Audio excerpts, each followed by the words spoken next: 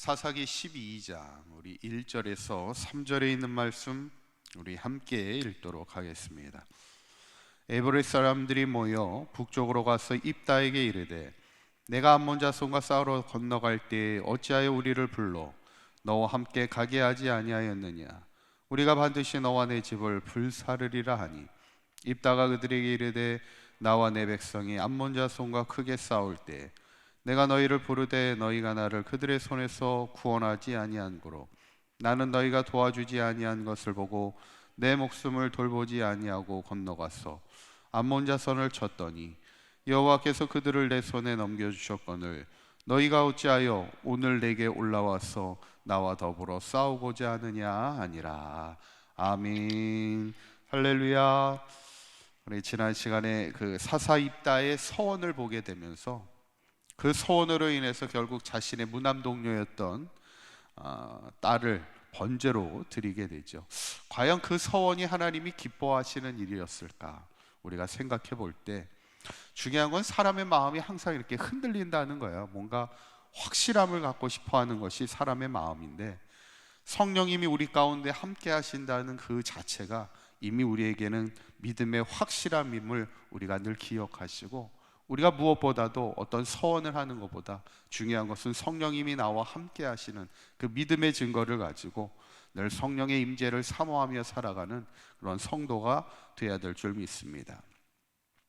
오늘 본문은 이제 입다가 크게 승리하고 났을 때 에브라임 사람들이 와서 또 이제 문제를 제기합니다. 1절에 있는 말씀을 볼 때 에브라임 사람들이 모여서 입다에게 뭐라고 얘기냐면 왜 또 암몬 자손하고 싸우러 갈 때 우리를 부르지 아니했느냐 이렇게 이야기하는 거예요.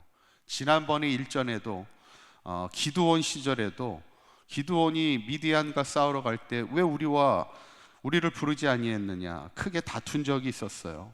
에브라임 지파가 지난번 지도 보여드렸듯이 이스라엘 12지파 가운데 가장 중앙에 위치한 그 에브라임이 힘이 강했던 또 우월적인 위치에 있었던 어떤 12지파 가운데서는 핵심 지파 중에 하나였어요.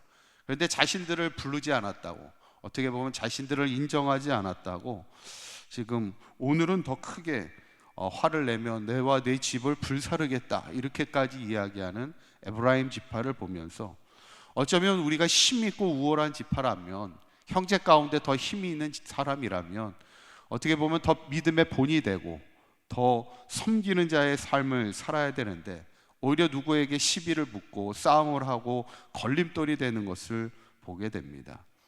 어떻게 보면 이스라엘 자손을 괴롭히던 모압 사람을 이기고 온 입다에게 오히려 칭찬하고 격려하고 오히려 그를 지지해 줘야 될 텐데 그렇지 못하다는 거예요.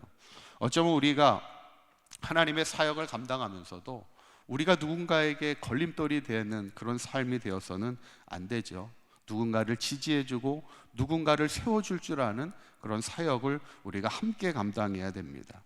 지난번에 기드온에 대해서는 기드온 때 시비를 에브라임 지파가 걸었을 때는 사사기 8장 2절에는 기드온이 그것을 잘 해결하죠. 어떻게 해결합니까? 한번 읽어볼까요? 시작.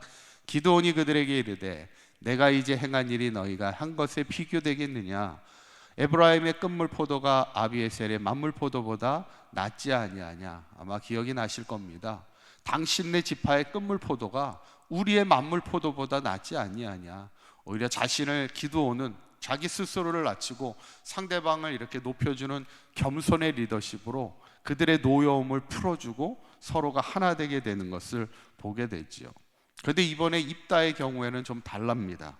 4절에 있는 말씀을 보면 이렇게 얘기하죠. 한번 읽어봅니다. 시작.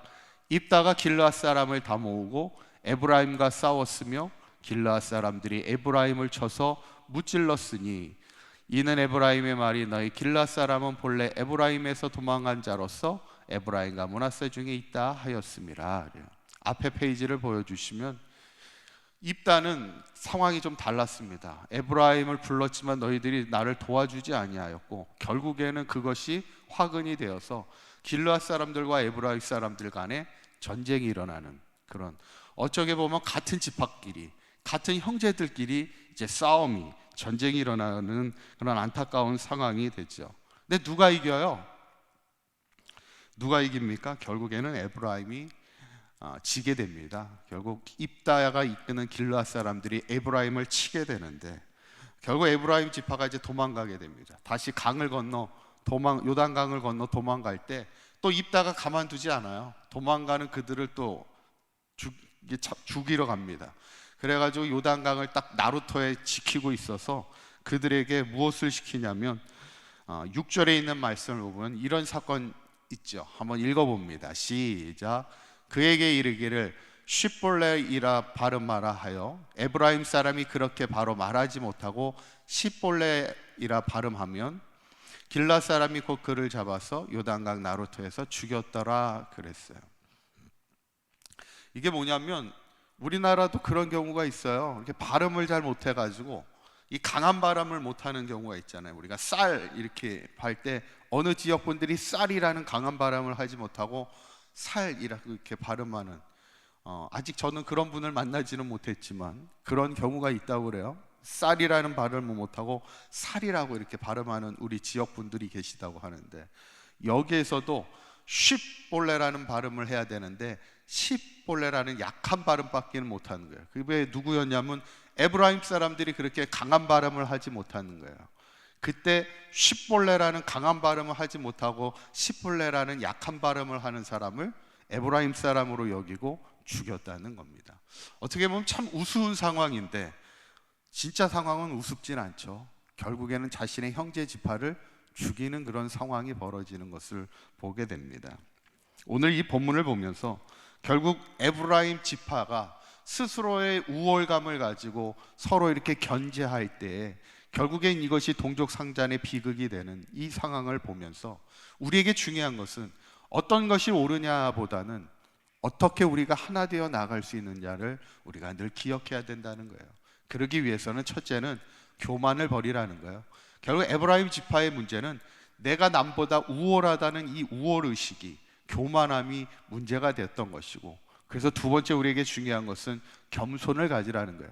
기드온이 문제를 해결했던 것은 우월감으로 문제를 해결한 것이 아니라 어쩌면 남을 나보다 낮게 여길 줄 아는 겸손의 마음이 결국 하나 될 수 있다는 것이고, 여기서 가장 중요한 건 세 번째입니다. 길을 여는 자가 된다는 거예요. 누군가의 길을 열어주는 자가 되자는 거예요. 한번 따라해 보실까요? 길을 여는 자가 되자. 우리가 항상 사역을 할 때 중요한 것이 있습니다. 이것이 뭐냐면 누군가의 길을 막는 자가 되지 말라는 거예요. 어쩌면 오늘 입다가 하나님의 사역을 마음껏 감당할 수 있도록 누군가를 지지해주고 격려해주고 길을 여는 자가 되어줘야지 누군가의 길을 막는 자가 되어서는 안 된다는 것이죠. 저는 바라기는 우리 사강교회 모든 성도님들이 서로가 서로를 지지해주고 격려해주고 내가 누군가를 길을 열어주는 자가 되어서 우리 사강교회가 많은 하나님의 일꾼들이 세워지며, 특별히 많은 일꾼도 중요하지만 하나 되어 우리가 하나님의 일을 잘 감당할 때 하나님의 기쁨이 되는 우리 사강교회가 될 수 있기를 주님의 이름으로 간절히 축원합니다. 기도하시겠습니다. 고맙고 감사하신 하나님, 우리를 하나님의 자녀 삼아주시고 특별히 사강교회를 119년의 역사 가운데 인도하여 주신 하나님, 우리 안에 교만의 마음을 물리쳐 주시고 남을 나보다 낮게 여길 줄 아는 겸손의 마음을 주셔서 누군가의 길을 막는 자가 아닌 누군가의 길을 여는 자가 되게 하여 주셔서 우리 사강교회가 앞으로도 이 땅에 희망을 세워가며 이 땅에 길을 여는 하나님의 기쁨이 되는 교회가 되게 하여 주셔서 우리 사강교회가 늘 성령님의 하나 되게 하심을 통하여 하나님의 역사를 이루어 나가는 귀한 믿음의 공동체가 될 수 있도록 인도하여 주옵소서. 오늘도 우리의 삶의 자리에서 하나님 누군가를 잘 섬기며 하나님의 기쁨이 되며 누군가의 길을 열어가는 귀한 믿음의 삶을 살아가는 우리 사강교회 모든 성도들 되게 하여 주옵소서. 우리 주 예수 그리스도의 이름으로 기도하옵나이다. 아멘.